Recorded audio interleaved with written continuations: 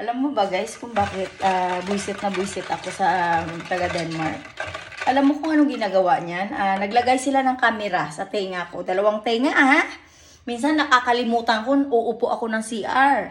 Iihi. Walang ano yan, walang headset, walang cotton buds na nilalagay para maging blurred. Alam mo anong ginagawa niyan? Maninilip yan.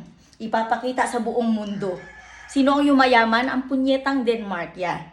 They're gonna be rich because of that. Alam mo kung anong ginagawa niyan? Ipapaatake ako sa mga puta sa grino na putakti sa tenga ko. Ano yung tenga ko? Yung tenga ko sa umaga, gigising, bubungad sa akin ay, putang ina mo ka, putang ina ko mukha. Gusto namin maging pokpok ka. Gusto mong mag-earn ng maging pokpok? Magpaka-pokpok ka. Vlogger ako. Isa akong YouTuber. Yes. I can write a song if I want. Yes. I can work as a wedding coordinator, yes. Hairstyle, yes. Wala akong pangarap na maging pokpok ng Denmark para magyaman ang country nila. Kung gusto mo, total naman, nandyan naman kayo sa Grino, nagpaka-permanent, nagpaka-pokpok, nagpaka-gold digger, kayo na lang kabitan sa tenga nyo at ikabit nyo sa mga puslit ng tao sa Denmark. Mga bastos kayo. Ganyan yan guys, napaka-user. Bakit? Hanggat may pakinabang ka sa mundo, gagamitin ka nila.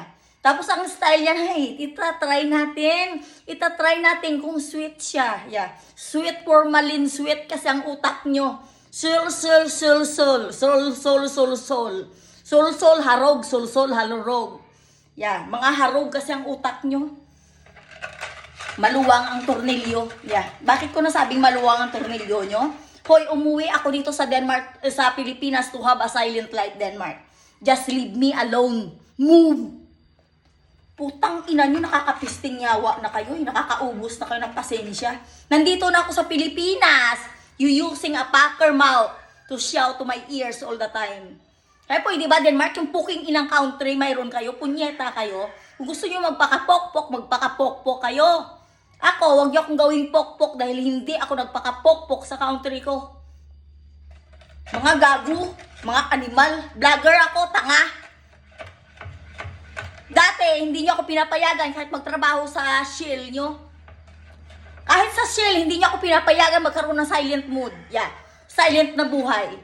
Dito ako sa Pilipinas, gusto ko ng katahimikan. Putak kayo ng putak, mga punyeta. Mga punyetang user. Gago.